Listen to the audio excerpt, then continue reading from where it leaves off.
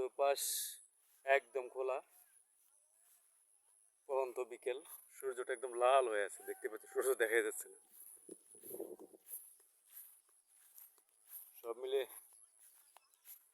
অসাধারণ একটা পরিবেশ। অনেক পুরনো বট গাছ, গাছটা যদিও ছোট দেখা যায় কিন্তু এটা অনেক পুরনো।